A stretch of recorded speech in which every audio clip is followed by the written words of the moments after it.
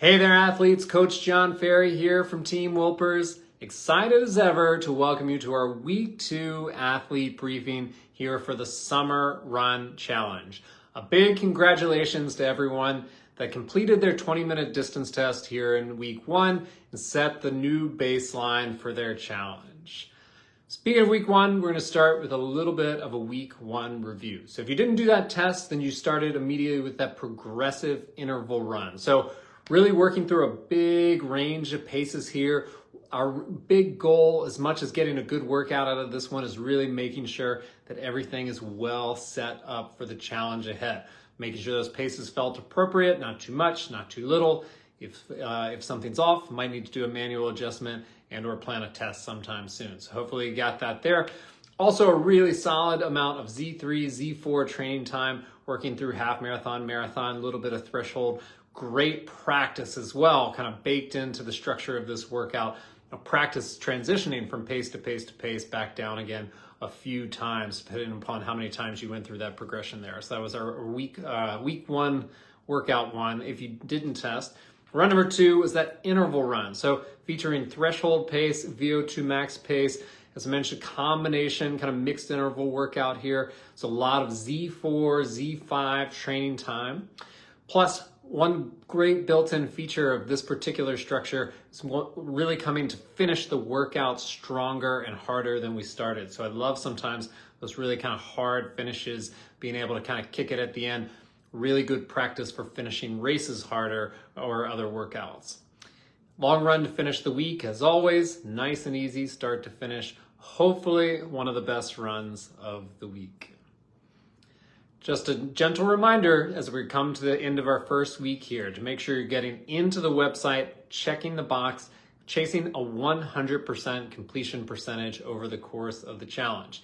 It is the number one way to put yourself in a position to be successful, so make sure to go check those boxes.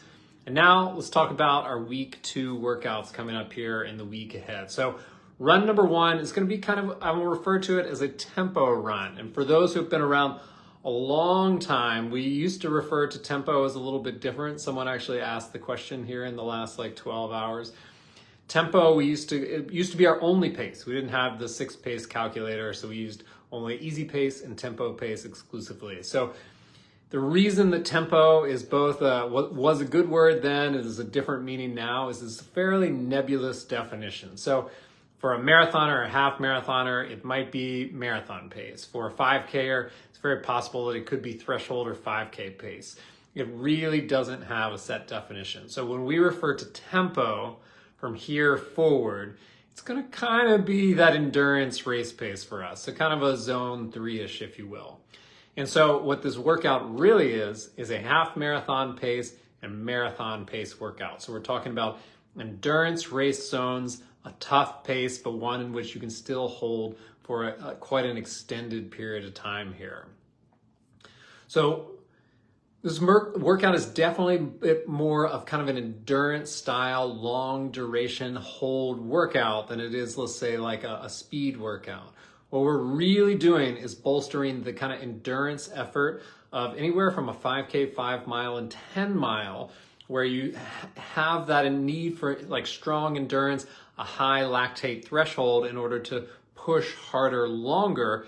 We're also directly focusing on later prep in the season for some of the other endurance events. Obviously, the half marathon and marathon are right there in the name. So workouts that are really broad spectrum, targeting a lot of different race distances here. But what we're really working on in this workout is the energy zone that's going to allow you to run harder for a longer, more sustained period of time here. So that is our interval workout to kind of start the week here.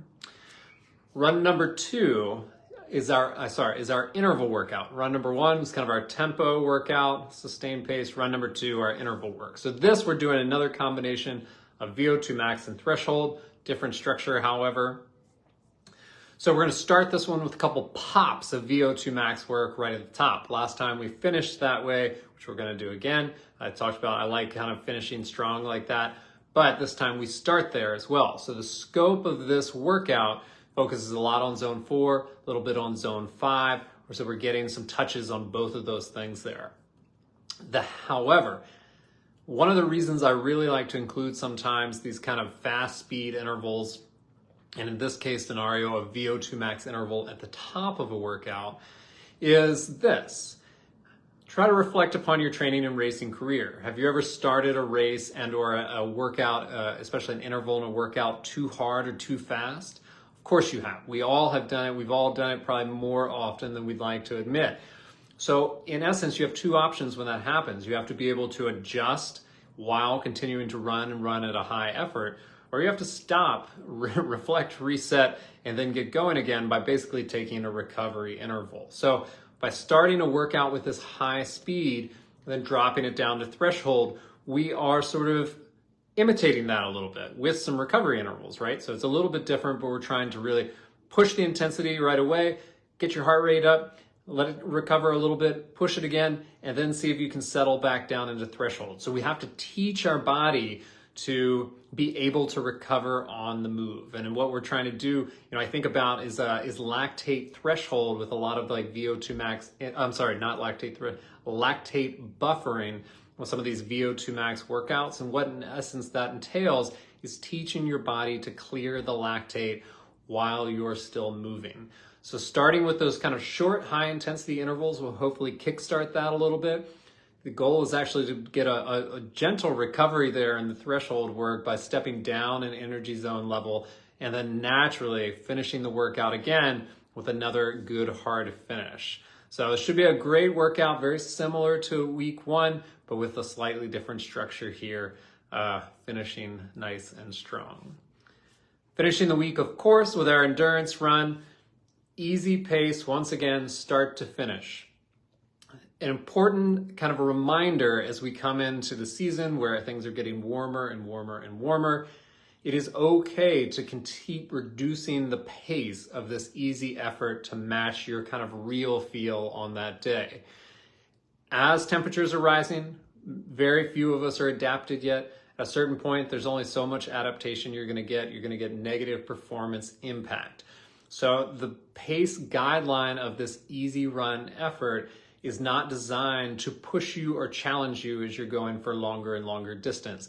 It's designed to give you a really nice kind of buffer range, but is still based upon ideal conditions. So if you need to come off the pace in order to make the effort feel more reasonable or in line with what it usually is, that is 100% okay. Listen to your body. Once again, this should be easy effort, start to finish. So if the easy pace doesn't align, that is okay. Make that adjustment for yourself.